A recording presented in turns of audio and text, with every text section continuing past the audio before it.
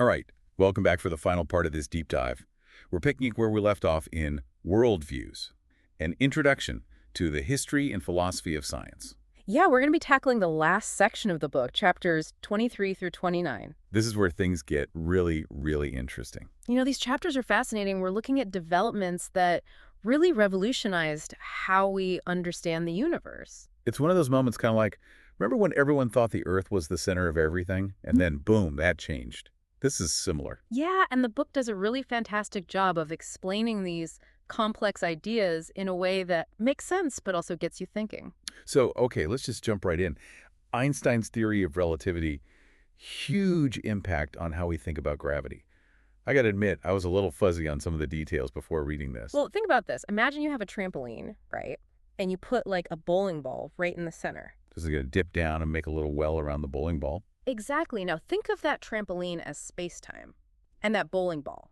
That's a massive object, like our sun. Oh, okay, I see where you're going with this. So Einstein's saying the sun, with all its mass, it warps space-time around it, just like that bowling ball on the trampoline. Instead of gravity being this, like, mysterious force pulling things together, it's more about the shape of space-time itself. You got it. Things orbiting the sun, they're just following those curves in space-time. Like imagine rolling a marble around the edge of the bowling ball made. Okay, that analogy actually makes a lot of sense.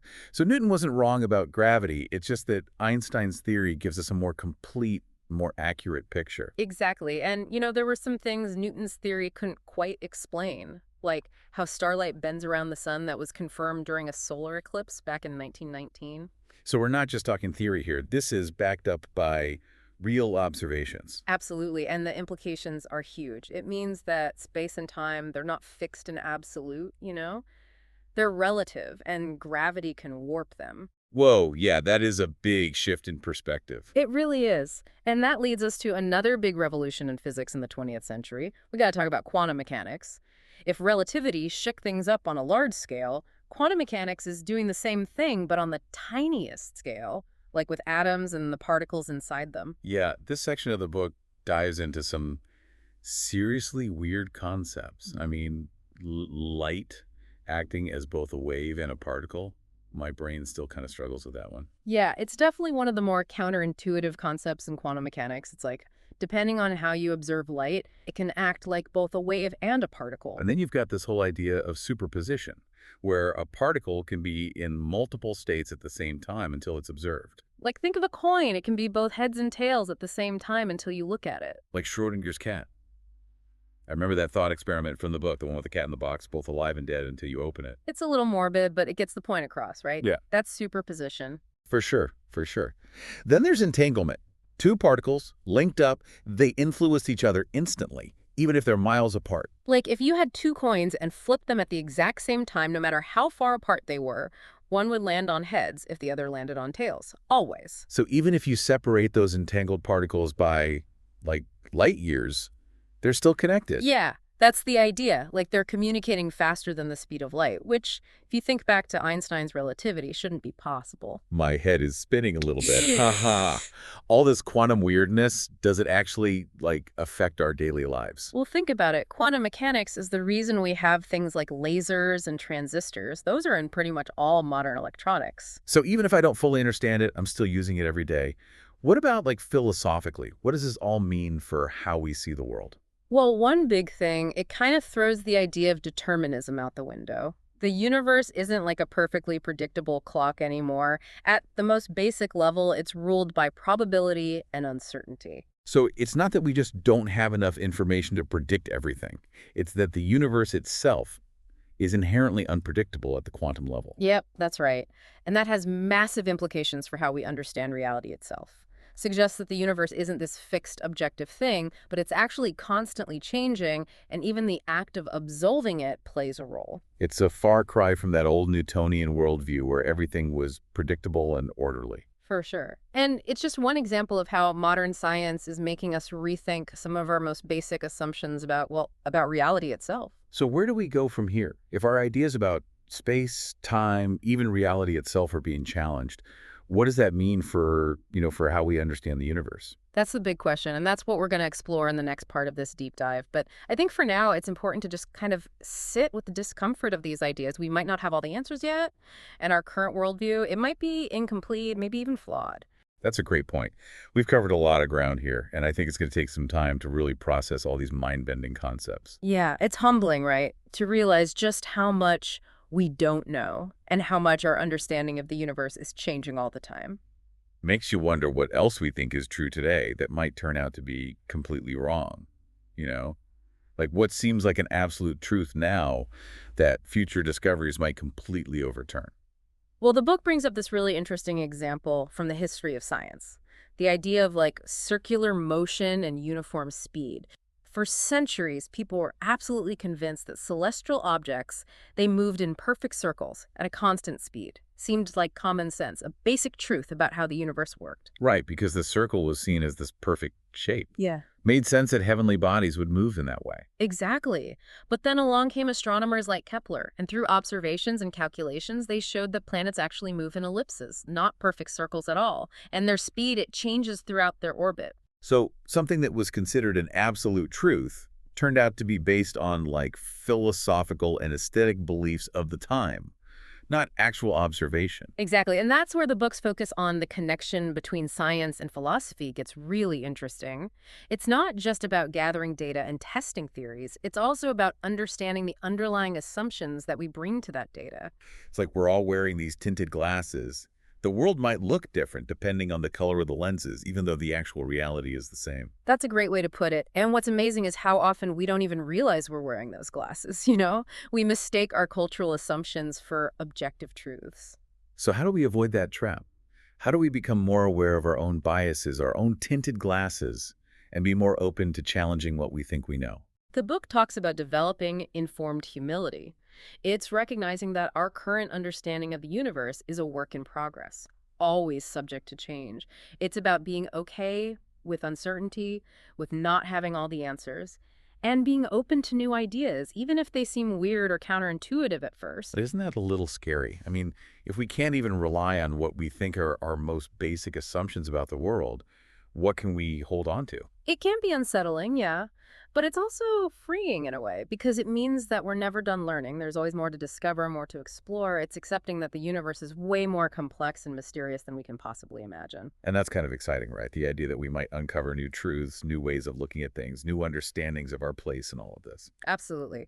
And this brings us to how the book looks at evolution, which isn't just about biology. It's about a fundamental shift in how we think about change and adaptation. The book emphasizes how this idea of evolution, it goes way beyond just biology. It challenges the idea of fixed, eternal truths, not just in nature, but in things like ethics and social structures, too. Exactly. It encourages us to see the world as this dynamic system. Everything is interconnected and constantly changing. So instead of holding on to rigid categories and absolute truths, we should be thinking in a more fluid and adaptable way. Precisely. It's understanding that change isn't something to be afraid of. It's a fundamental part of reality, you know? It's what drives creativity and innovation. But how does that apply to something like ethics? Are you saying that our ideas of right and wrong, they're also evolving? The book doesn't say that ethics are completely relative, but it does suggest that our understanding of what's right and wrong, just like our scientific understanding, it's influenced by our culture and our history. So something that was morally acceptable in one time period or one culture, it might be seen as completely wrong in another. Right. And as we learn more about ourselves and the world, our ethical frameworks might evolve too. But isn't that like a dangerous path? If there are no absolute moral truths, how do we know what's right and wrong? How do we make ethical decisions? Those are tough questions, and the book doesn't claim to have all the answers.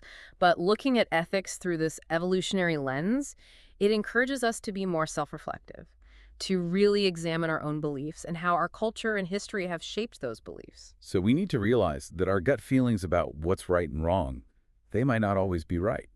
And ethical progress often means challenging conventional wisdom and being open to new perspectives. Exactly. And it's understanding that ethical decision-making, it's not just about following a set of rules. It's an ongoing process, a dialogue, an adaptation to changing circumstances. So just like scientific progress means questioning our assumptions about the natural world, ethical progress means questioning our assumptions about morality. Precisely. And in both cases, it's about being comfortable with uncertainty, accepting that our knowledge and understanding are always evolving. That's a powerful insight.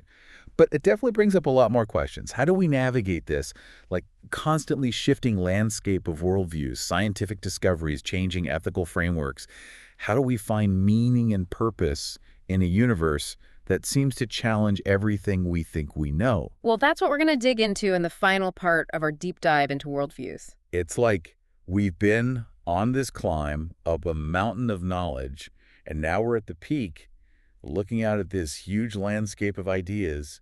Just keeps going. Yeah, it's a pretty amazing view, but kind of makes you feel a little lost too, right? When so much of what we thought we knew is being challenged, it's hard to know where to stand.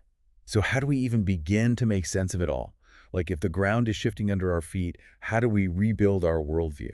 Well, the book doesn't really give us a simple set of instructions, and I think that's part of the point. It's not about swapping one set of rigid beliefs for another.